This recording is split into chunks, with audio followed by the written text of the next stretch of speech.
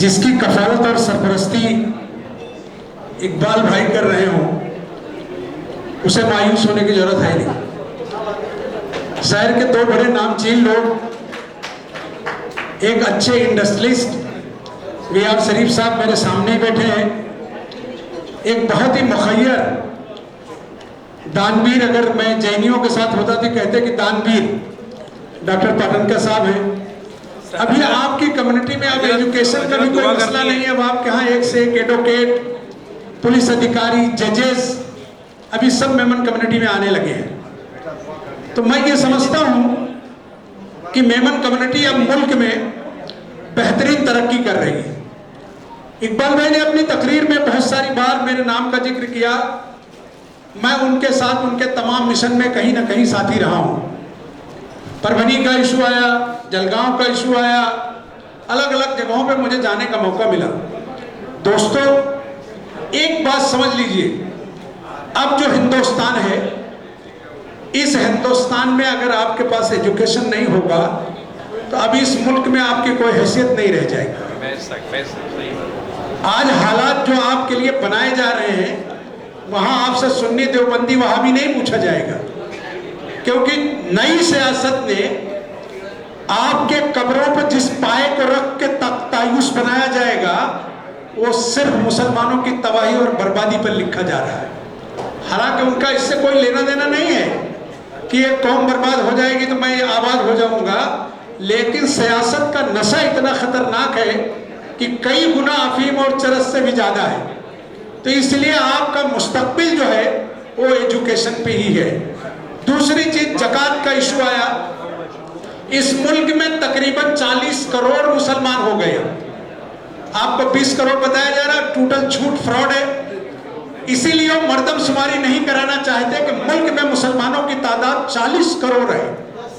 लेकिन आपको जानकर हैरत होगी कि पूरी दुनिया में अल्लाह ने जितनी कौमों को पैदा किया है, सिर्फ और सिर्फ मुसलमानों के यहाँ ज़कात और फितरे का कंसेप्ट है, दुनिया में किसी के यहाँ नहीं है।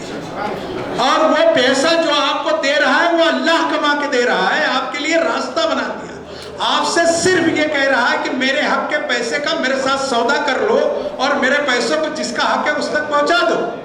और उसके लिए इस कम्युनिटी में जिसको उन्होंने अपना वकील मुकर्रर किया, 8 करोड़ का हिसाब पिछली बार बिना किसी बहस के कम्युनिटी के आपके मीटिंगों में इकबाल साहब की ओर से वो पैसे आ गए। और किसी ने कभी ये सवाल नहीं किया कि इकबाल साहब सदर हैं तो क्या वो हिसाब देना बताएंगे कि हमने जो पैसा दिया था कहां खर्च हुआ। इकबाल साहब ने उसका एक ट्रायल किया, हम सभी उसके गवाह थे। अगर आपको याद हो, इस्लाम जिमखाना में मेरा ख्याल 2 साल हुआ। इकबाल भाई के बच्चों ने इकबाल भाई से ये कहा कि साहब अब जो है आप ये सदारत की कुर्सी छोड़िए, थोड़ा दिन घर भी संभालिए, ये आपकी भी जवाबदारी है। इकबाल भाई ने बिल्कुल अलग-ऐलान अपनी मीटिंग में कहा कि मैं ये सदारत से इस्तीफा दे रहा हूं, अब मैं सदर नहीं रहना चाहता, आप अपना सदर किसी को चुन लें और ये जवाबदारी उन्हें दे दें। सारे उसमें से कितने साथी रोने लगे और उन्होंने कहा इकबाल भाई मैं आपके बच्चों को समझाऊंगा। हालांकि उनके बच्चों ने भी तकरीर किया, हम सब ने तकरीर किया, लेकिन ये मोहब्बत है आपकी कि आपने अपने कम्युनिटी में एक शानदार अमीर चुना है। और अमीर इतना भरोसे वाला है कि जो आपकी अमानत में कहीं खयानत नहीं करता। ज़कात देने वालों की तादाद आपके यहाँ इसीलिए बढ़ रही है कि पैसे का हिसाब किताब ईमानदारी से आपका पैसा जा रहा है, क्योंकि ये सियासतदानों के साथ लेन देन नहीं है कि साहब खाता बताएंगे नहीं और आपका पैसा ले लेंगे। ये तो अल्लाह वाला मामला है और जो आप यहाँ से फैसला कर दे रहे हैं। और मैं आपको ये कह रहा हूँ कि तरक्की देखिए, मेमन कम्युनिटी, इकबाल भाई बड़ा सीना चौड़ा करके लोगों से कहते हैं कि 15 लाख मेमनों का मैं लीडर हूँ। लीडर मीन्स यानी काम करने वाला, मैं नेता इसलिए नहीं कहता, नहीं सर, 15 लाख ही मेमन है। अभी 570 जमाते हैं और उनकी शाल जब हम लोगों को देते हैं तो उसमें लिखा हुआ है कि सर आप इसे ले रहे हो तो जवाबदारी समझो। लेकिन मेमन कम्युनिटी के दोस्तों, आपको बता दूं, इसमें से बहुत सारे साथी, हमारे यहाँ एक कम्युनिटी है छोटी सी सिंधी, आप सिंधी कम्युनिटी से वाकिफ होंगे। सर अभी मैं अमेरिका देख रहा था, लंदन देख रहा था, जर्मन देख रहा था, सब यहीं बैठे हैं।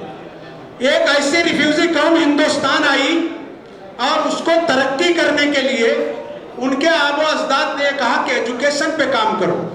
जब एजुकेशन पर उन्होंने काम किया तो इस शहर में जहां आप बैठे हैं आज, टॉप के जितने कॉलेज हैं सब सिंधियों का है, एक भी मुसलमानों का नहीं है। आपको पता है?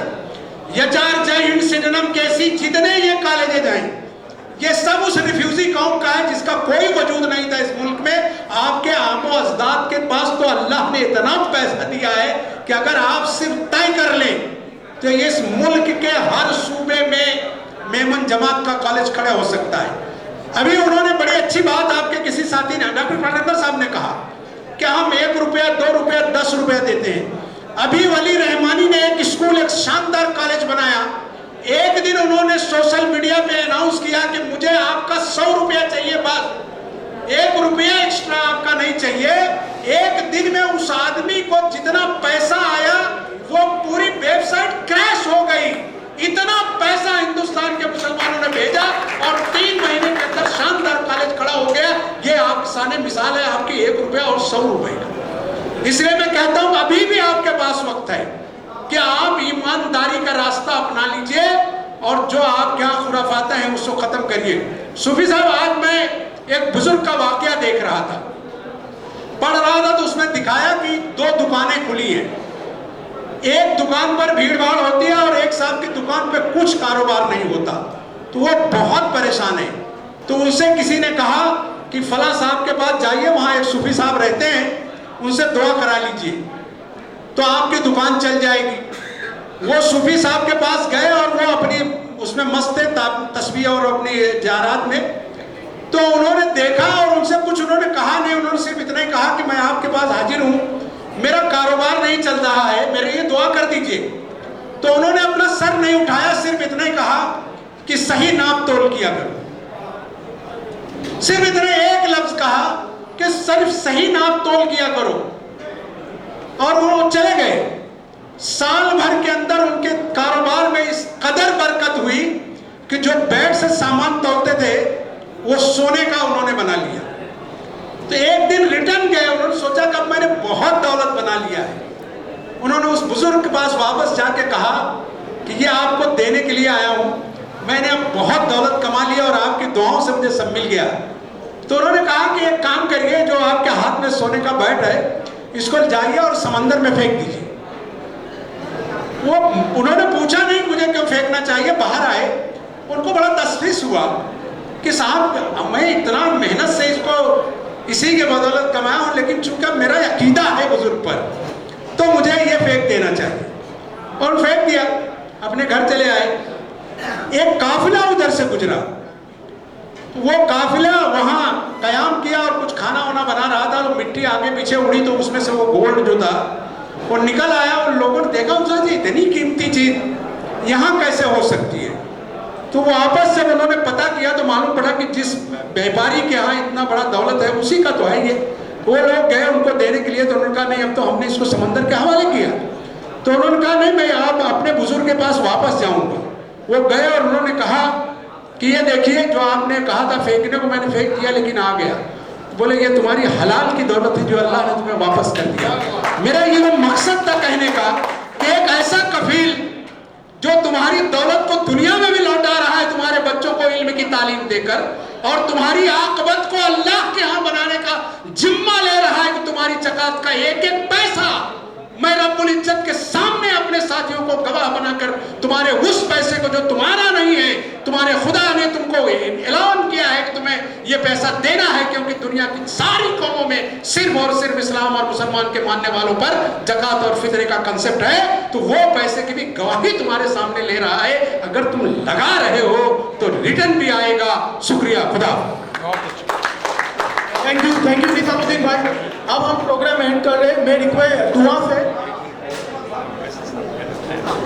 और साथ साथ मैं ये बताऊं कि निजामुद्दीन रहीम जो है वो हमेशा ऑल इंडिया मेमन जमात फेडरेशन का साथ देते हैं, हमारे वेलविशर है और हर जगह ट्रेवल भी करते हैं हमारे साथ टाइम निकाल के भी।